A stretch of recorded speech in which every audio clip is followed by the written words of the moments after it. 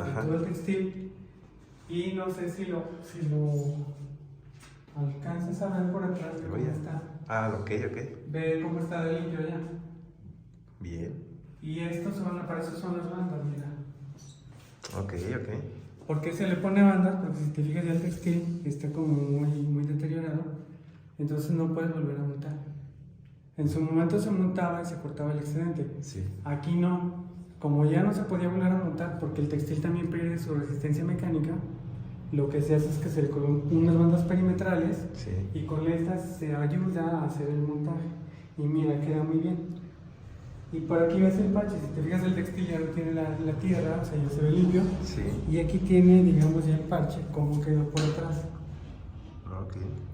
Ahorita lo ves por delante para que veas cómo no se marcó. O sea, lo que hicimos fue, por eso desentorchamos y quitamos fibras para que no se marcara. Mira. Es correcto. El material de la base, la tela, ¿qué es? Ah, es algodón. Algodón, ok. Ajá. Sí, porque hay lino, esta es la luneta, parecido como una luneta de algodón, Ah, ok. que es lo que conocemos actualmente como luneta de algodón.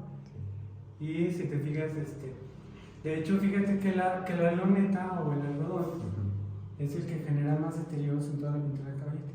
Te explico por qué las fibras del algodón es una fibra que crece tanto radialmente como tangencial. Eso quiere decir que la fibra, al momento de que hay mucha humedad, se hincha hacia arriba deforma, sí. y luego se jala. Entonces se estira la tela y se empiezan a generar cartelas y un montón de cositas. Sí. Por eso después hay desprendimientos. El lino no. Por eso vemos pinturas que son del siglo XVII, del siglo XVI, de 1500, de 1600. Y son muy buenas y aguantan más. Porque ahí la fibra del lino crece radialmente, crece hacia arriba. Okay. Es decir, que hace cuenta que como que se hincha y se hace más gordita la pintura, por así decirlo, pero como no crece a los lados, no se jala, y no pasa nada. Entonces, por eso es como más estable un lino. Bien, entonces. Y la manipulación debe ser también diferente. Sí, claro. Bueno, o sea, realmente la manipulación es Debe igual. ser nula. Es igual, con mucho cuidado, pero sí. Digo, a pesar de todo, ve como todavía está un poco amarillento. Ajá. Eso ya desgraciadamente, y hay muchos signos todavía de un poquito de suciedad, que eso ya no se elimina porque en su momento pues ya quedó como muy penetrado. Hacemos énfasis en la parte de las manos donde quedó más. Sobre todo aquí, mira, pero porque aquí teníamos, digamos, como un brillo, que ahí digamos que se le llama impasto. El impasto es cuando ya se le pone un brillo, pero se refiere a que es una pintura muy gruesa. Gruesa. Ahí no se difumina, porque lo que buscas es que el color, como está muy grueso, genere esa, digamos, como impresión de brillo y que resalte un poco más. Por eso ahí ya no se alcanzó a penetrar tanto y se limpió bien. Se limpió muy bien. Pero acá como es más difuminado, ya lo mismo del barniz, los residuos, que eso ya, por digamos la misma porosidad que tiene la pintura, que ya es muy microscópico, ya no se puede eliminar. Incluso el mismo hisopo, que sea muy fino, no alcanza a penetrar. Y nos da pues este color amarillento que desgraciadamente no nos alcanzó a quitar de todo, pero sí pudimos como recuperar digamos, el decoro estético que tenía. Y yo también te sé decir, cuando la vi dije, ya la volvieron a pintar, y no es cierto. No, mamá, ¿qué quiere ser caso de? Sí, ya. No está repintada, la restauración fue esa limpieza que le diste. Ajá. Bien. Pero la limpieza, se cuenta que nos tardó bastante. ¿Por qué? Porque tuvimos que hacer primero pruebas de solubilidad para lo que es el barniz envejecido. Sí. Eliminar también, aquí batallamos mucho porque eran marcas de hollín, de lo que estaba quemado. El barniz como que también se penetró más, cambió su composición porque con el mismo calor lo que pasó es que se fundió. Sí. Y el mismo hollín y lo envejecido y demás generó ahí un conflicto. Entonces tuvo que hacer una limpieza primero para el barniz.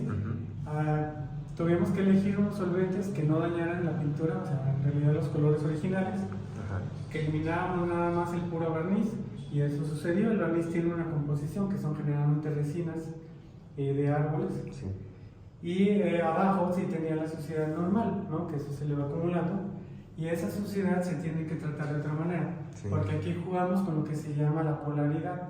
Polaridad se refiere a la solubilidad que tiene digamos, como distintos tipos de agentes de sociedad que se le van pegando a la Virgen. ¿Qué hacemos con esto? Bueno, jugamos con esa polaridad. Uno, nos vamos a la parte no polar. La parte no polar son la grasa de los dedos que de repente las personas llegaban y lo tocaban por el culto, por la devoción y demás. Sí. Y la otra, también no polar, son la cera. Okay. Por ejemplo, los cirios, o que de repente le caía alguna gotita de cera, por lo que sea, o el mismo yin que se le va metiendo y articulando que se le van quedando. Y ya la parte polar, digamos, es la sociedad como el polvo que hay en el medio ambiente, incluso hay una contaminación de carros que se alcanza a meter poquito, pero bueno, con el tiempo se va depositando. Entonces, por eso son dos tipos de limpieza y se hace, pues, digamos que a mayor medida, dependiendo del nivel que se puede alcanzar, ¿no? Esto fue lo que pudimos alcanzar. Aquí, como te digo, como es un impasto, pues se protegió más, ¿no? Y si es más gruesa, obviamente se le alcanzó un nivel de limpieza mejor. Muy bien. Y hablábamos también de, aparte de la restauración, unos detalles que tenían aquí. A mí me llamó mucho la atención estos destellos, estos rayitos que tiene acá. Me platicabas que ya estaban ahí están todavía de ese lado. Pero lo que pasa es que aquí, lo que yo te comentaba es que la pintura, en su momento, tiene un índice, digamos, como de refracción de la luz. ¿Qué es lo que sucede? Que todos los, pues digamos que en este caso todas las pinturas, ese índice de refracción lo que hace es que nos da el efecto a los ojos y nos genera un color, porque es el rebote de lo que está reflejando la luz y captamos como estos tonos. ¿Qué sucede? Que con el tiempo el óleo envejece, alcanza un índice de refracción, digamos, muy similar con lo de abajo y se empieza a volver un efecto como si fuera de transparencia. Entonces empiezas a perder como esa, digamos, opacidad y se empiezan a ver todo este tipo de detallitos, ¿no? Anteriormente pues no se veían porque teníamos un barniz que era muy oscuro y nos tapaba muchas cosas. Eso le va a llamar mucho la atención a la gente que recuerda la imagen por cómo estaba oscura.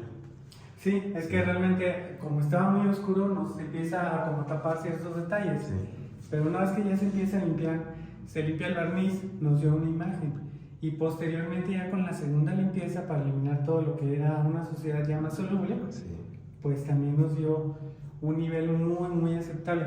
Aquí si te fijas también, incluso en el manto, hay zonas donde ya de plano no se alcanzó a quitar por completo. O sea, la limpieza también no se puede hacer excesivo porque luego puedes generar un problema.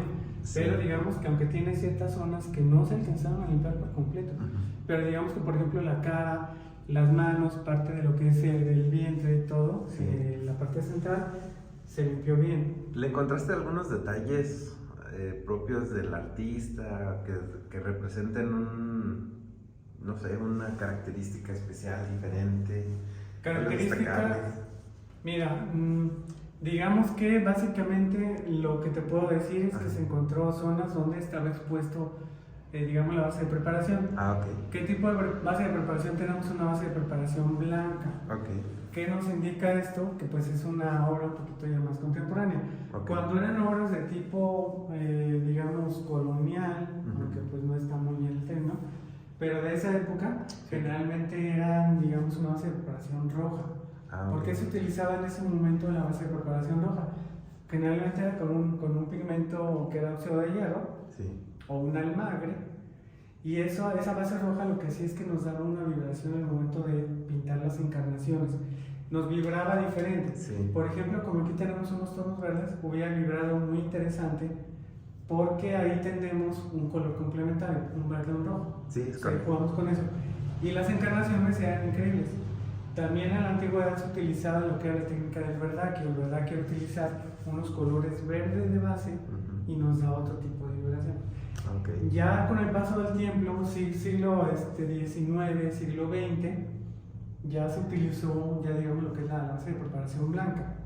¿Por qué? Porque también ya la tecnología cambió un poco, entonces ya hubo más pigmentos, se empezaron a generar una gran gama de colores que antes no había, porque antes se fabricaban, digamos, directamente moliendo el pigmentito, aplicando, digamos, el aceite, se dejaba reposar, se hacía una masa para que estuviera bien humectada y después se pintaba.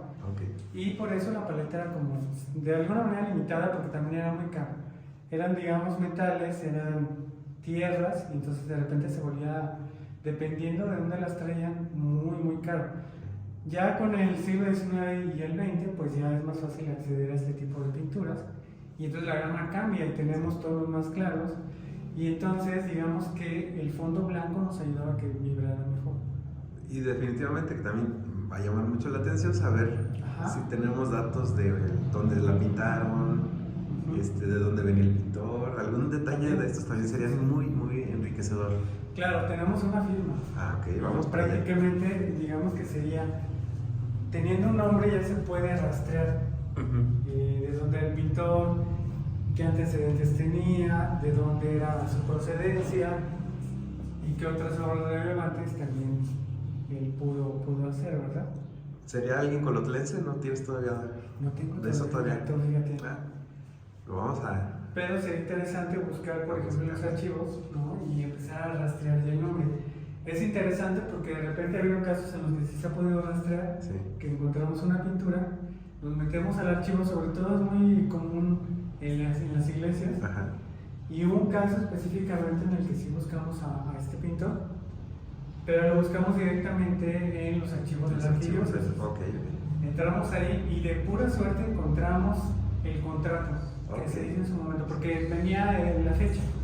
Entonces calculamos, estuvimos buscando con un rango considerable hacia atrás y hacia adelante en años, y sí, se pudo encontrar de repente un contrato que decía la arquidiócesis que le estaba pagando por 6 cuadros. Y eso es impresionante. Aquí se pudiera hacer algo así, sería cuestión de echarnos pues una vueltita y empezar a buscar. Perfecto, bueno, pues es tema para después, porque sabemos que en lo que es Zacatecas hay muchísimas imágenes de la... Claro. No, y aquí también lo que se hizo fue empezar a fijar ciertas zonas. Porque después de que se le quita el barniz de todas formas funciona como una especie de capa protectora que mantiene unidos los estratos pictóricos.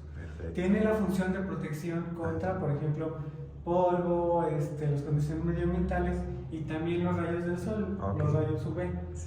¿Qué pasa cuando uno lo retira? Que también con el paso del tiempo, pues obviamente la pintura comienza a craquelar y envejecer por una cuestión propia de las cadenas que conforman los aceites, que se van rompiendo y esas cadenas pues, se hacen más cortas y por lo tanto pierden flexibilidad, y entonces con los movimientos que tiene la tela por cambios de humedad y temperatura, pues se van generando estas craqueladuras.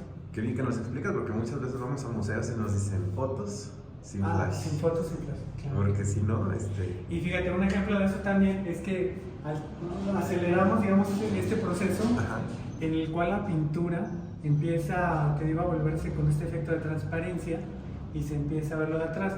Obviamente, pues también con el desgaste natural que va teniendo, pero ese es uno de los agentes de deterioro, la luz. Así es. De hecho, el flash equivale a una exposición, digamos, del sol así continua, como si estuviera en intemperie durante una semana, un mes. Entonces realmente es acumulativo. Ahorita no tengo flash. No, menos mal. Pero es acumulativo. Entonces por eso es muy importante no tomar flash. En el mismo sentido, no sé si hay algo más, pero nos platicas también del hermosísimo marco que tenía, o que tiene pues, la imagen. Realmente el marco cuando nos llegó era completamente café, se veía completamente café, pero nosotros cuando nos llega una obra, lo que hacemos primero es checar a ver si no tiene algún repinte. Utilizamos una lámpara de luz UV, yo me di cuenta que tenía un repinte general, no se veía, pero yo por experiencia, digamos que alcancé a checar que era una pintura café. Hice una prueba para ver si había algo abajo y bueno, encontramos que tenía un color dorado, que era el original del marco, y concuerda mucho con el estilo en el que están muy ornamentados, que es una ornamentación fitomorfa, y generalmente ese tipo de cuadros y ese tipo de decoración siempre va acompañada de un color dorado. Entonces, al estar eliminando, hicimos pruebas de solubilidad, hicimos una cala de limpieza y encontramos que efectivamente había un color dorado allá abajo, ¿no? Posteriormente, bueno, empezamos a hacer como las pruebas en general para ver con qué podíamos eliminar el solvente sin dañar la pintura. Entonces ya encontramos los solventes, comenzamos a limpiar por completo y evidentemente pues con el paso del tiempo la misma pintura, lo debido que tenía y demás, pues sí tenía algunos deterioros, tiene ciertas abrasiones, no está al 100%, pero queda, digamos, de alguna manera bastante aceptable. Tuvimos que ponerle un barniz protector también, por lo mismo, que está muy abrasionado. Entonces, para evitar también que en algún momento la misma manipulación, digamos, el intemperismo otra vez que entra, aunque no lo quieran creer, digamos, el paso de los carros, la misma contaminación, el polvo que se va acumulando, va dañando de alguna manera y se va depositando. Entonces también se le puso este barniz protector, queda con su brillo original, y básicamente al momento de colocarla ya estaríamos viendo la imagen como se encontraba, sí, o muy cercano a como se encontraba cuando la pintaron. Sí. Otra de las cuestiones es que el marco estaba con los ensambles muy flojos. Sí. Ya estaba a punto de desprenderse los ensambles. Ajá. No sé si quieres que te muestre por acá. A ver, si gustas, por este lado si gustas. A ver, y en los ensambles, lo que se hizo fue hacerles un resane de acerrín. Ahí está. Y un adhesivo orgánico, proteínico. Sí. Porque con esto lo que hicimos fue asegurarnos de que el ensamble quede completamente sólido y fuerte. Sí. Y evitamos de esta manera también que la imagen de la Virgen de Guadalupe en algún momento pueda tener el riesgo de que se desprenda el marco y se pueda caer. Entonces, pues prácticamente se hizo un resane de los cuatro, un ajuste de ensamble. En cuestión de años y de lo que ha experimentado en vida, se conserva, ¿verdad? Se mantiene. Se conserva muy bien. Buenas condiciones. Perfecto. Ahí quedó. Se conservan muy buenas condiciones. Qué bueno, y que así siga otros, ¿qué? ¿100 años? No, yo creo que más. Hasta más, ¿verdad? Sí, sí, sí. Pero ya los tiene ahorita. Sí, ¿O cuánto calculamos más o menos? Pues es que este es del 43. Ajá. Entonces no tiene todavía 100 años. Pero es una pintura antigua. Sí. Por ejemplo, el marco ya va a cumplir 100 años, es del 1929, de hecho por ahí tiene una fecha. Una fecha, ok. Una fecha. Y pues la Virgen es de 1943. Muy bien.